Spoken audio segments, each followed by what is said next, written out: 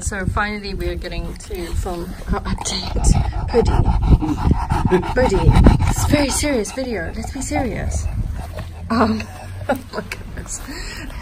I came to sit down so I could film Bird while I'm talking. Henry and I have been suntanning because my aunt was here, and we are so very relaxed. So this is going to sound like a very chilled out video, and obviously we're talking about a serious subject, so don't think we've been chilled about making decisions and stuff. It's just that we've been vegging all afternoon. Please watch this video all the way to the end because it has a plot twist. So stay with us until the end of the video, please. So as you guys know, Lincoln and Birdie had a really big fight just before Easter, and we have not been able to get the babies back together since then. It was over a toy, usually. Yeah, it was over a toy. So basically, ironically, it was the same day that I posted the video where Lincoln let Birdie take his ball. Later that day, I didn't realize Lincoln had a toy in his mouth, and it was a toy that Birdie's never cared about. And she came out into the garden, and because it was in Lincoln's mouth, she wanted it out of his mouth. He was very tolerant with her for quite a long time, and then finally, you know, he just had enough and he snapped at her, and they had a very bad fight. What happened in the fight? Lincoln got Birdie by the neck. Birdie always seems to cause the fights, but Lincoln is so much bigger, so Lincoln always wins the fight if there is a winner in that situation. So yeah, Lincoln got Birdie by the neck. I grabbed Birdie, Henry grabbed Lincoln, and we just have to hold on until Lincoln's jaws release, and then we went to pull them apart, and as we did that, Birdie like lunged forward and bit Lincoln on the chin. So Lincoln was bitten on the chin, Birdie was bitten on the neck. She wasn't bleeding from the neck actually, but I think she also bit her own tongue. I don't think Lincoln bit her tongue, did he? But anyway, anyway, that's what happened. Irrelevant, really. And it was very stressful. I think the fallout from that was, well, you said that you think that because she didn't feel like she won the fight. Yeah, because Birdie ended up... She has more of a dominant nature. Yeah. And she didn't like the fact that she felt like she lost the fight. I'm not obviously a behaviorist, but from what I saw, you know, Birdie ended up on her back, pinned to the ground with Lincoln on her neck. And it seems like since then she's had a point to prove with him and has been trying to dominate him continuously, even to the point we had an incident where she wouldn't let Lincoln come back into the house or go anywhere near Henry, and actually pinned him against one of these planters, you know, and then kept trying to pin him down on the ground. So I think yeah, Birdie's had a little bit of a point to prove because of that fight. So obviously we did like a lot of soul searching. Birdie marked the carpet, that's why the carpet's out here drying out, because it smells really bad. So we did a lot of soul searching, obviously spoke to the vet and spoke with behaviorists. Now you guys need to remember that things are done differently in the UK than they are in the US. So we tried Birdie on CBD oil, that had no effect on her. We tried her on calming tablets, that had no effect. She's wearing a calm collar at this moment. We haven't noticed a difference with that. So we've tried training techniques. We were unable to even take them on walks together because Birdie just wanted to pin Lincoln the whole time and was headbutting him constantly and just very aggressive towards him.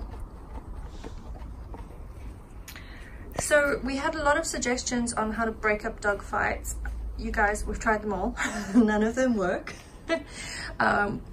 Water doesn't work, newspapers doesn't work, loud noises, none of that works. But what I would say is, from my perspective, it's not about breaking up the fights. I know how to break up the fights. It's more about them not having fights. Yeah, they can't, in the first place. They can't fight anymore. Especially because breaking up a fight now is getting harder and harder for me. But honestly, yeah, I feel like I know how to break up the fight. So to me, that's focusing on the wrong thing. For sure, but I'm just thanking people for the advice and explaining that, you know, we have tried all of these things and we haven't found any results from them. So Birdie's seeing a light from your watch, so just be careful. So we spoke to behaviorists, we got in touch with Bulldog Rescue, we spoke to a lot of professionals, and the advice that we were given by everyone unanimously was that we should rehome Birdie, and that Birdie would be happier being a single dog. As you guys know, Birdie hasn't had the easiest start in her life, and I think now, you know, that she's in a home where there are people who love her, she just wants all the human attention sort of to herself. So that is the advice that we were given, and we had made the decision that we were going to rehome Birdie, which I'm sure you guys can imagine was extremely painful to come to that decision.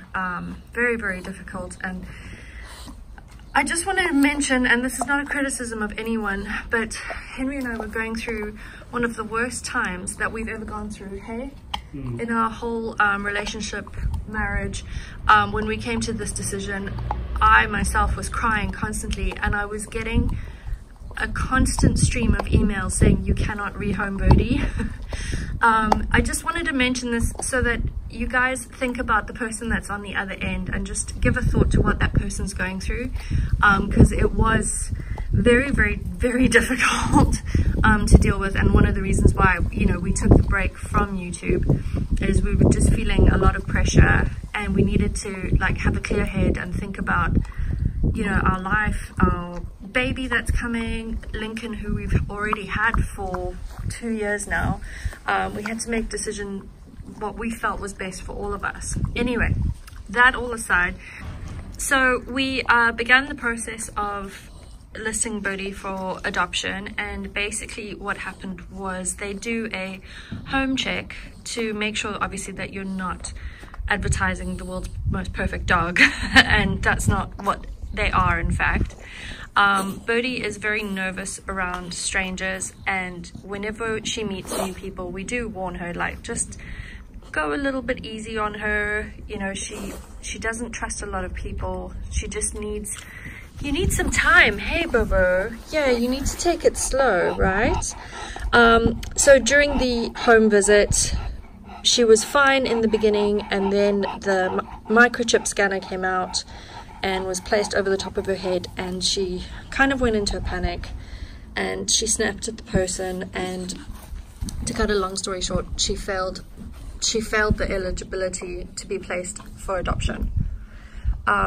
So we are now unable to rehome Birdie because unfortunately she has been listed as dangerous. She didn't bite anybody. She was really scared, and she snapped at the person performing the home check, and it was just a very, very unfortunate situation. So that brings us to where we are now, where we are now unable to find a home for Birdie. We're not allowed to find a home for Birdie, basically. That's what Birdie thinks of the idea of being rehomed anyway. She's going party. So now we are in the middle of May, and June, the spay date, doesn't seem as far away as it did at the beginning of this process. A lot of people have also been very critical of our vet. You guys, the vet's not doing this to be mean.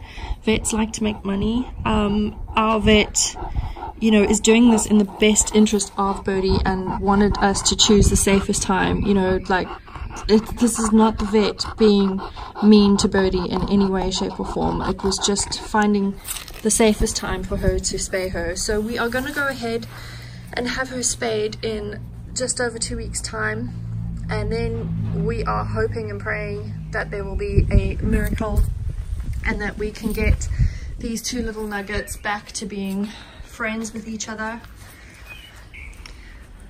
Alright, so that's basically in a nutshell where we are.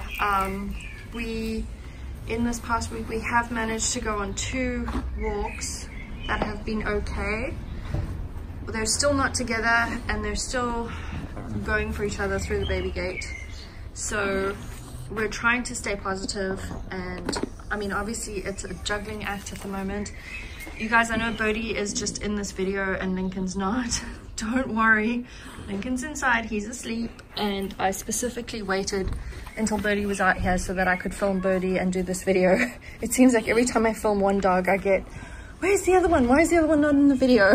It's just gonna be that way for a while, you guys. I can't have both dogs in every video. So I just want to say thank you for all the love and support, and I hope you guys will understand how difficult the last 6 weeks or whatever has been. So yeah, we have really appreciated the words of encouragement, and yeah, hope you guys feel relieved by this news.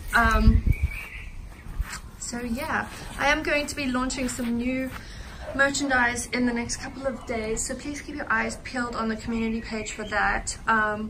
All funds that are raised from that are actually going to go towards some more behaviorist training. Henry and I have spent, I don't even want to think how much money on behaviorists and trying to sort this problem out, and obviously with a baby on the way and me going on maternity leave in less than 3 months time, you know, we don't have a lot of excess funds. So if you did want to help out, buying a mug or a t-shirt with either Lincoln or Birdie on would really go a long way to help us. So thank you guys. I hope you have a great day, and we'll see you hopefully tomorrow. Birdie, say bye. Her tail's saying bye, you guys. Bye. We hope you enjoyed this video. If you did, give us a thumbs up or even share it. If you're new around here, make sure you hit subscribe, and don't forget to hit the notification bell so that you never miss an upload.